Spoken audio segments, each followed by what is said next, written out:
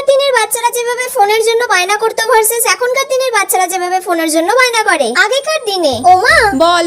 বলছি শ্রেয়ানা কি সুন্দর একটা মোবাইল কিনেছে জানো তো, সেটাতে কি সুন্দর ধুম্মা চালে গান হচ্ছে।